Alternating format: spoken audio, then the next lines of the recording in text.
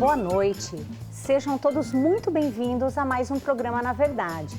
Hoje estamos em clima de festa, pois daqui a alguns dias vamos celebrar o nascimento do menino Jesus. O menino Deus que se fez carne e habitou entre nós. O Natal é uma data muito especial para nós católicos. Nós celebramos o nascimento de Jesus Cristo, o nosso Salvador. E como seres simbólicos que somos, desenvolvemos diversas formas de relembrar momentos importantes da nossa história. E com o Natal não seria diferente. Considerando o nascimento de Jesus como o maior acontecimento da humanidade, é natural ter diversas manifestações que homenageiam este fato. Um exemplo disso é o presépio. As crianças adoram quando vai chegando essa época de Natal, pegar o menino Jesus, montar o presépio com os animaizinhos, José, Maria, a árvore de Natal. E hoje no nosso programa nós iremos entender um pouquinho como que ao longo da história a humanidade foi representando e homenageando o nascimento de Jesus por meio da arte. Para isso, contamos hoje com um especialista, doutor em História e Bens Culturais da Igreja, Monsenhor Rafael Capelato, pároco da paróquia Nossa Senhora da Conceição, a Catedral de Campinas. Monsenhor, muito obrigado por ter aceito generosamente o nosso convite.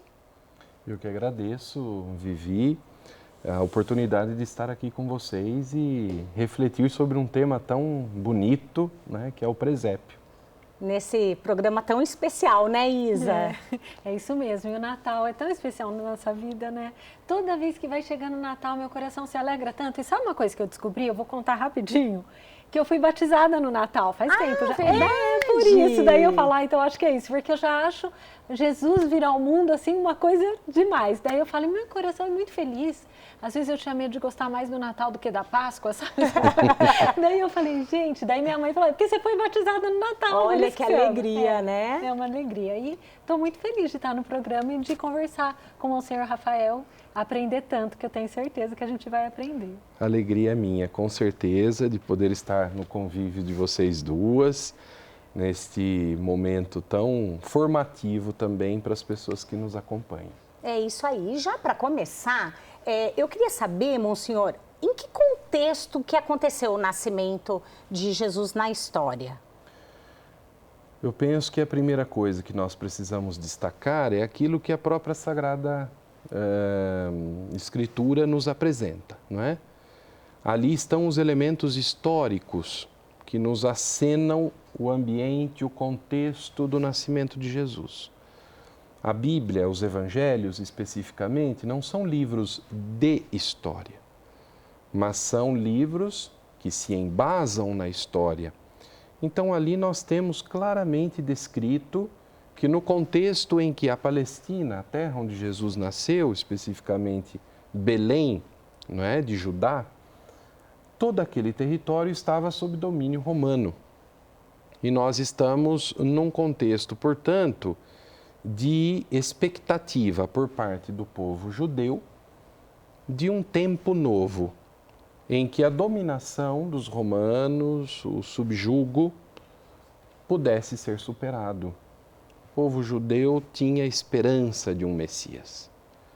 Muitos imaginavam o Messias, não é, como um guerreiro, viria para estabelecer uma nova ordem local, uma dimensão muito terrena, por sinal. Outros pensavam no Messias que fosse uma liderança política, um novo rei Davi, por exemplo, para governar o povo de um modo mais justo e possibilitar a paz para todos. Muitos pensavam num profeta, Elias, que voltaria, algum dos profetas que retornaria. A parte todas estas perspectivas do imaginário, não é?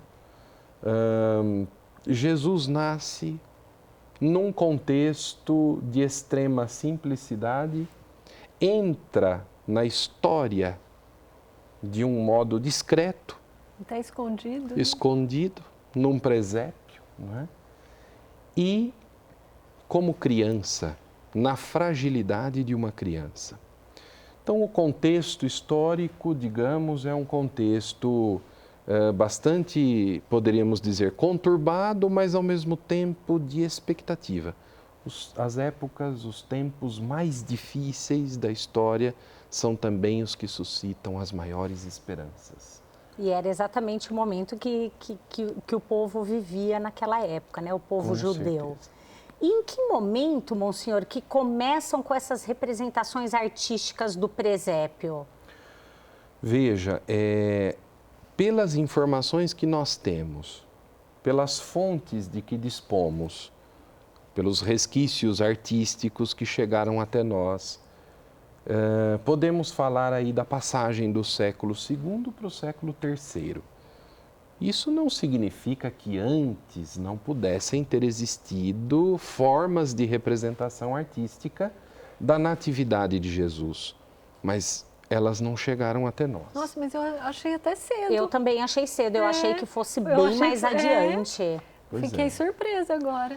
E o que é interessante é que, como base para essas representações artísticas, sempre a Sagrada Escritura, mas também outros textos que nós sabemos foram surgindo nos primeiros séculos até que se configurou o cânon, ou seja, o conjunto dos livros do Novo Testamento, que também foi ali no século III. Ah, então tem uma relação aí. Perfeito. Os textos que nós chamamos de apócrifos, por exemplo, e não precisamos ter medo deste nome nem deste gênero de literatura. Apócrifo não são livros proibidos. São livros que a comunidade cristã deixou de lado por não considerá-los inspirados. Mas eles também oferecem para a comunidade cristã elementos que entraram na tradição das comunidades. Por exemplo, a história referente aos pais de Nossa Senhora, Joaquim e Ana, mesmo muitos elementos ligados à figura de São José, e a própria natividade de Jesus. Certos apócrifos, como o apócrifo de São Tiago, não é? O apócrifo o pseudo-Mateus, como é chamado, e outros textos apócrifos não estão no Novo Testamento, mas serviram também eles de inspiração para os artistas. Então, a primeira arte que nós temos conhecimento e que é possível apreciar até hoje, porque as intempéries da história não as destruíam, né? São obras embasadas na Sagrada Escritura e também na tradição dos textos apócrifos. E é interessante que o primeiro modo de representar o presépio é a Virgem com o menino no seu colo, como se ela mesma fosse o trono do menino, e o colo, né? O lugar a partir do qual ele veio à luz, o ventre da mãe, e a adoração dos magos, que muito cedo a tradição, com base nos apócrifos, consagrou como sendo 3, aqueles magos vindos do Oriente, não é? Porque os evangelhos canônicos, nem Mateus, nem Marcos, nem Lucas, nem João dizem quantos foram. Até o nome deles, né, gente? Nem os nomes estão ali. É verdade, nós temos isso tão vivo, né? Que são 3, os nomes de cada um deles. Baltazar, Melquior, Gaspar. O fato é que nós temos estas informações em textos apócrifos. E por que 3? Porque, e isto os evangelhos canônicos nos falam, foram 3 os presentes dados, ouro, incenso e mirra. Então, foram identificados como 3 personagens e acabaram sendo elevados a uma condição de realeza. Não eram somente sábios, homens estudiosos da tradição oriental, provavelmente do ambiente persa, mas foram também elevados à categoria de reis, né? E interessante que atribuiu-se a essas 3 figuras uma perspectiva simbólica muito bonita. Nos 3 reis, os estágios do desenvolvimento cronológico da vida humana. Um dos reis é muito jovem, o outro é meia-idade e o outro bem idoso. Então, de algum modo, nestes três está representada a humanidade inteira na sua ampla gama de desenvolvimento cronológico diante do Salvador do mundo, né?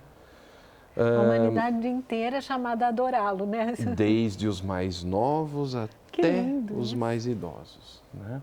Isso muito interessante, desde o começo. Se nós olharmos, por exemplo, como modo de exemplificar o que eu estou dizendo, alguns sarcófagos. Não se assustem com essa palavra. Tem pessoas que pensam que falar de sarcófago é falar de Egito, múmia. Vai falar de múmia. Não, de modo algum. Poderíamos falar de sepulturas também. O fato é que na tradição, no ambiente romano, o termo sarcófago também era usado. Mas se pegarmos algumas sepulturas cristãs dos primeiros séculos, segundo, terceiro século, nós vamos encontrar no fronte desses sarcófagos baixos relevos, esculturas, com a representação da adoração dos magos. E vocês poderiam perguntar, mas num sarcófago? Nós estamos falando do nascimento de Jesus no sarcófago? E aqui a simbologia é dupla. Primeiro, a morte era entendida pelos primeiros cristãos, nossos primeiros irmãos de fé, lá no ambiente romano, como o nascimento definitivo para Deus.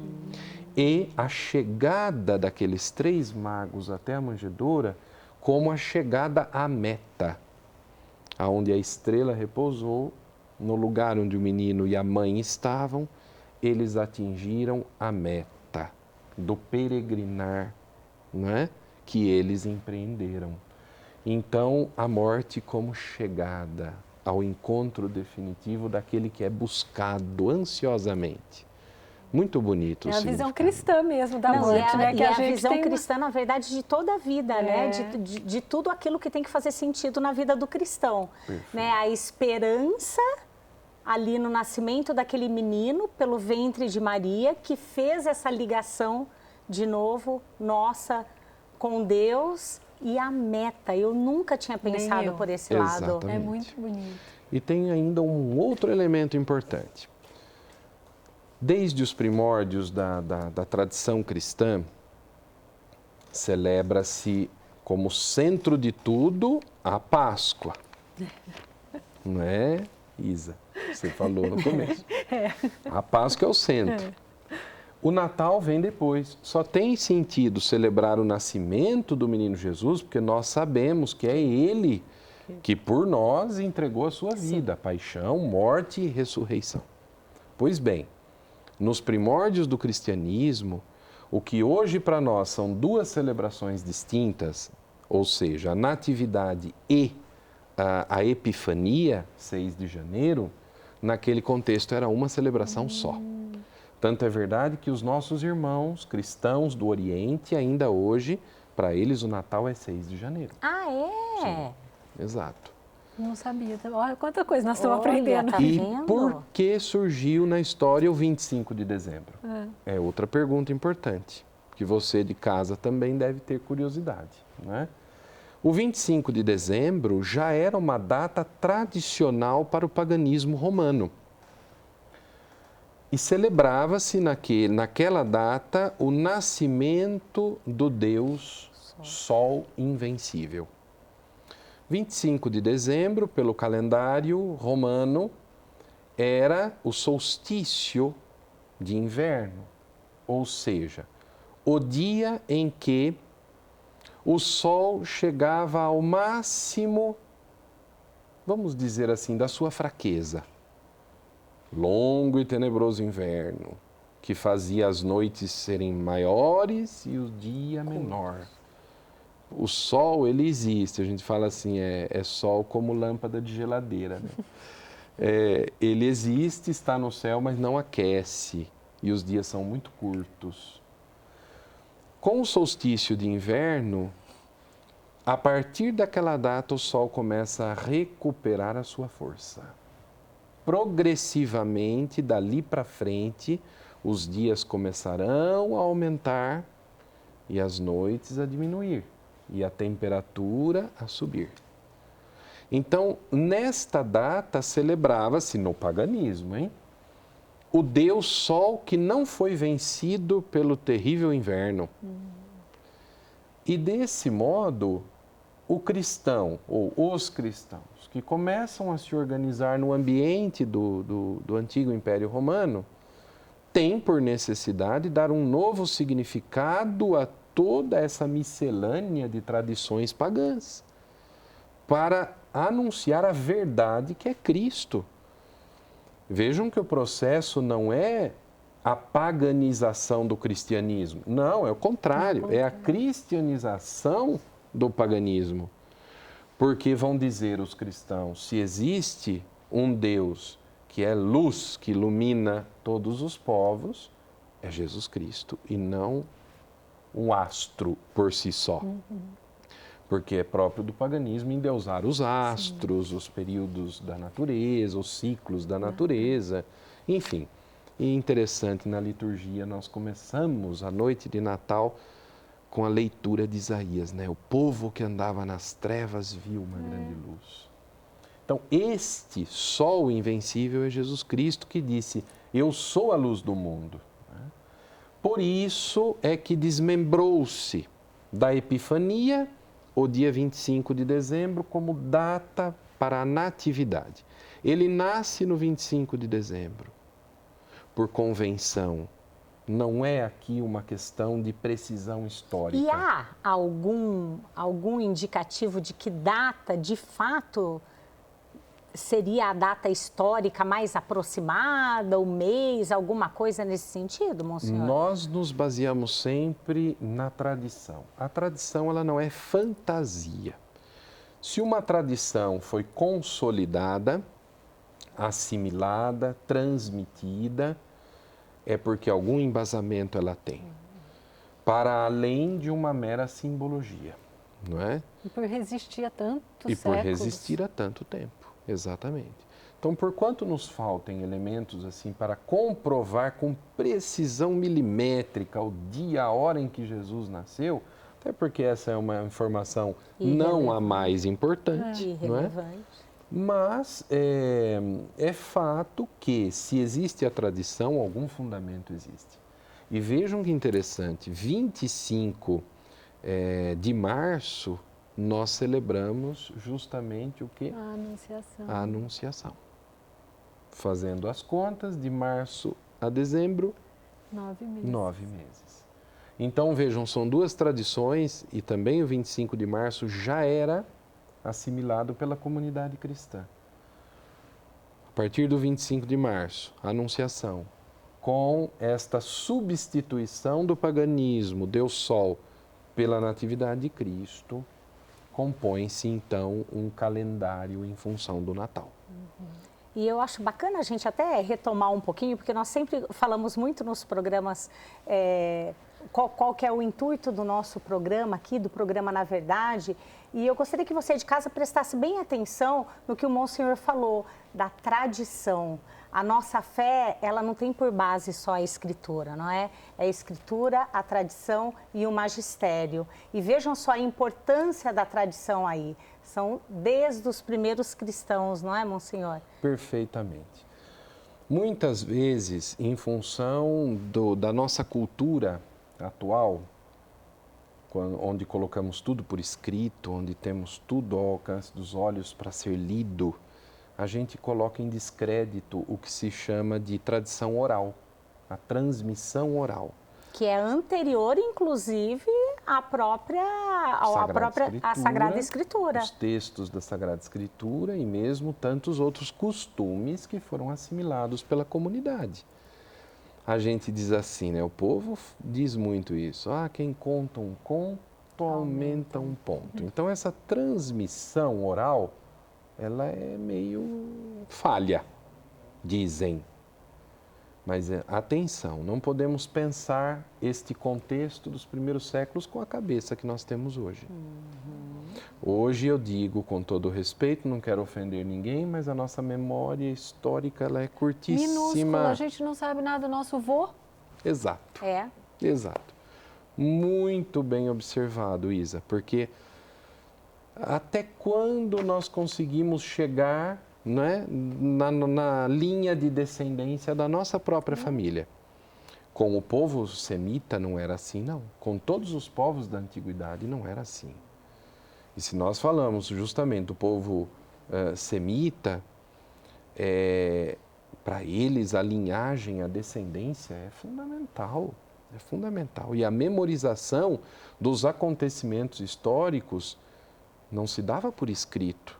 Não havia registros, né? Não, ninguém lia, né, pelo Facebook, nem pelo Instagram, não. Os nossos recursos digitais, não. Era transmissão oral. E era de tal modo transmitida a informação, eu diria até com arte, de modo poético, de modo musicado, de modo melodioso, que aquela informação que devia ser repetida pela criancinha desde que ela começava a pronunciar as primeiras palavras. E eles tinham um princípio pedagógico que era este: primeiro saber, depois entender. Ou seja, primeiro repete-se. Hoje os nossos pedagogos teriam um verdadeiro horror a isso, porque é a chamada decoreba. Primeiro repetir. Repetir na ponta da língua. Ah, mas a criança não sabe o que está dizendo. De fato, respeitando a idade dela, o seu desenvolvimento, ela saberá entender depois o que ela repete desde pequena. Aquilo que ela já memorizou, né? Isto.